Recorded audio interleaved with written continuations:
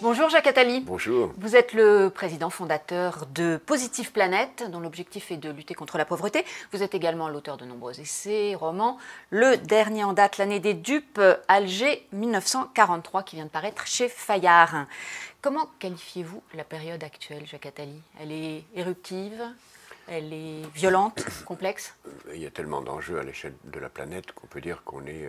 Je parle de la période en France. Ah, en France. Eh bien, on est vraiment à un moment où tout est possible, le meilleur comme le pire. On peut avoir devant nous 20 ans d'extraordinaire bien-être, de réussite harmonieuse, sociale et politique, de véritable fraternité. Ça, c'est la version optimiste. Et puis, on peut avoir, si on échoue, une fragmentation de la société, comme on le voit d'ailleurs dans beaucoup de sociétés autour de nous, de la haine réciproque entre les communautés, ralentissement économique durable. On peut avoir tout ça.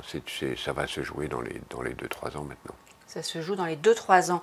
Quelle appréciation portez-vous sur ce demi-mandat d'Emmanuel Macron? Je pense que c'est une réussite globalement. Bien sûr, il y a des choses que j'aurais pu souhaiter voir différemment, mais globalement, je trouve que c'est une réussite. Il a fait de grandes réformes importantes. Il a porté le projet européen véritablement au plus haut. Il a redonné confiance dans le pays aux investisseurs, aux entrepreneurs. Il a créé véritablement une mentalité d'entrepreneur. Moi, je le vois puisque nous travaillons à aider des jeunes à créer des entreprises dans les quartiers, des entreprises qu'on appelle positives parce qu'elles sont à la fois utiles socialement et écologiquement. Il y a véritablement un vent positif dans le pays. Et pourtant, on a l'impression que la réforme est devenue impossible.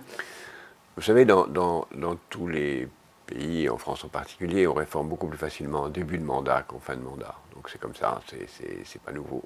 Donc il a fait énormément de réformes, il y en a d'autres qui viennent, mais c'est plus difficile quand les années passent.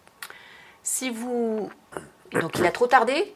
Non, je ne voyez pas le mauvais côté des choses. Il a fait énormément de choses, mais à un moment, bien que vous ne pouvez pas tout faire dans la même semaine, il y a des choses qui sont plus difficiles à faire, tout simplement parce que le temps a passé. Si vous replacez tout ça dans un temps plus long, on vient de commémorer les 30 ans de la chute du mur de Berlin, il y a le Brexit, il y a le difficile accouchement de la Commission européenne, la montée des populismes, vous situez où? Si vous le replacez dans un temps plus long, vous apercevez que d'abord que beaucoup de choses que vous avez dit là ne sont pas dans le temps long, mais dans l'instant, que l'Europe est extraordinairement admirée, privilégiée, souhaitée. Le nombre de pays qui veulent adhérer n'a jamais été aussi élevé. Il n'y a pas un seul pays qui veut quitter l'euro, mis à part la Grande-Bretagne qui veut quitter l'Union. L'Europe a un agenda devant elle. On a encore le sommet du 12 décembre qui va décider beaucoup de choses, je l'espère, sur le renforcement de l'euro et des fonctions de la Banque centrale. On a une Europe de la défense qui enfin est en train de naître parce qu'il y a un consensus sur le fait que les États-Unis ne défendent plus personne en dehors des États-Unis. Mais pourtant, la perception de cette Europe, non, elle est négative. Ce n'est pas vrai. Si vous regardez pardonnez-moi de le dire ainsi, si vous regardez tous les sondages à l'échelle européenne, l'Europe est incroyablement populaire. Tous les sondages le disent. Même dans les pays où elle est moins populaire, elle est toujours majoritairement populaire. Et en France, elle est très populaire. Et la montée des populismes, vous disiez souvent, il faut des exécutifs forts. Est-ce qu'ils n'ont pas été remplacés par des populistes, ces exécutifs? C'est pour ça qu'il y a... Oui, en effet, les exécutifs forts sont parfois populistes, et ce qui est très ennuyeux, et puis les exécutifs démocratiques, au sens le plus traditionnel, sont parfois faibles. On voit avec des pays qui n'ont plus de majorité. Maintenant, pour avoir une majorité, il faut avoir un projet, et beaucoup de pays sont en train de manquer de projet. Je m'inquiète pas du tout pour la France, qui a des institutions extrêmement solides et qui a les moyens de rester un grand pays durablement grâce à ces institutions, même si j'étais contre la réduction du mandat à 5 ans. Par contre, je m'inquiète un peu pour l'Allemagne, qui a devant elle des années plus difficiles, puisqu'il lui faut vraiment repenser son modèle, et en particulier sa coalition de gouvernement. On va parler un peu de laïcité, de communautarisme. Accorde-t-on trop de poids à ces questions aujourd'hui? Vous savez, tout au long de l'histoire de France, il y a eu cette question. Ça a commencé avec les guerres de religion, ça continue avec la guerre autour de la laïcité. Si on voit l'opposition de l'Église catholique à la fin du 19e et au 20e siècle de la démocratie, elle était bien plus sévère que tout ce qu'on peut entendre aujourd'hui. Donc il faut du temps, là encore. Vous faites la comparaison, le parallèle est possible? Bien sûr qu'il est possible. Regardez ce que disait l'Église catholique à la fin du 19e et au début du 20e siècle. Sur le port de la soutane, sur la démocratie, sur la laïcité. Et on n'entend pas des choses aussi dures aujourd'hui venant des opposants, même si il faut les combattre. Fait-on finalement preuve de naïveté face à l'islam politique ou y accorde-t-on encore une fois trop d'importance? Non, il faut combattre tout ce qui est contraire à la laïcité, et ceci en fait partie. Il faut combattre tout prosélytisme d'abord, il faut laisser créer les conditions pour que chacun ait son libre choix, et puis c'est une bataille. Et dans prosélytisme, vous mettez, ça va jusqu'où? Ça Débat va. sur le voile. Moi, je ne suis pas contre le port du foulard.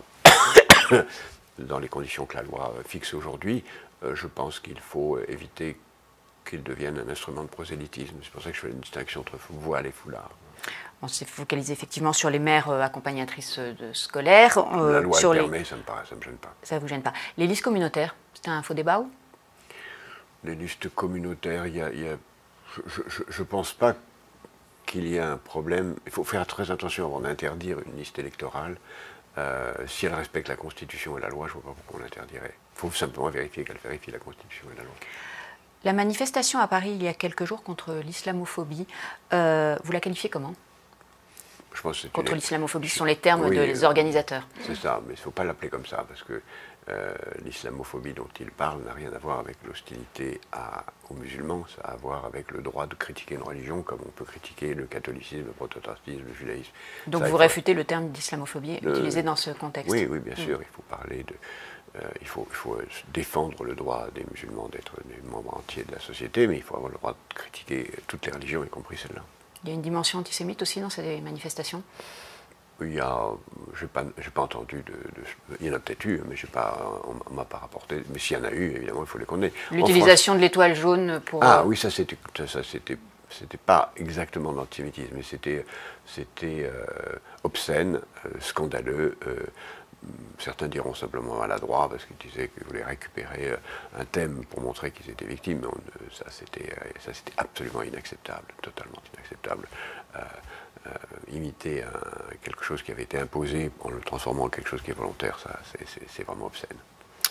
On va parler justement de votre livre un petit peu, L'année des dupes, Alger 1943. Vous parlez effectivement de cette période, d'abord novembre 42, le débarquement anglo-américain, l'Algérie, les hommes de Vichy, les lois antisémites. Vous faites un parallèle avec la période actuelle? Oui, bien sûr. D'abord, on censure cette histoire. On ne fête jamais le débarquement du 8 novembre 42, et pour cause, personne ne sait qu'il existe. Il est totalement censuré dans l'histoire, parce que c'est un débarquement anglo-américain pendant lequel les Français ont tiré sur les Américains, et après lequel les Américains ont remis les hommes de Vichy au pouvoir, et où les lois antisémites sont restées en place pendant pratiquement un an peut-on dire. Donc c'est vraiment une période noire de l'histoire de France, une période noire de l'histoire qui a été tabou longtemps, oui. Qui reste tabou aujourd'hui. Tout à fait tabou, on n'en parle jamais, et qui reste aussi une période noire de notre relation avec les États-Unis. C'est très lié à la période actuelle, parce que ça montre que les États-Unis ne défendent que les États-Unis et pas vraiment autre chose, ce qui peut se comprendre, parfaitement respectable, mais c'est ainsi.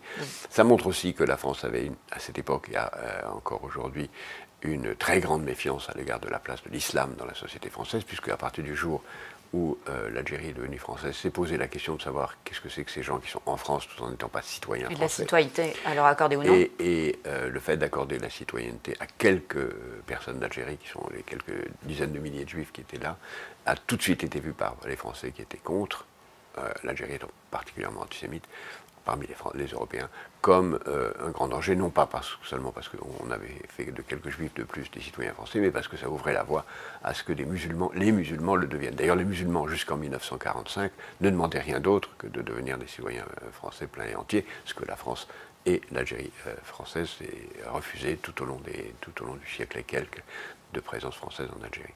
Et il y a des conséquences encore aujourd'hui? Il y a des conséquences encore aujourd'hui, et ça pose toujours la question de savoir si la France est prête à avoir une dimension musulmane, question qui se pose depuis 1830. Merci Jacques Attali.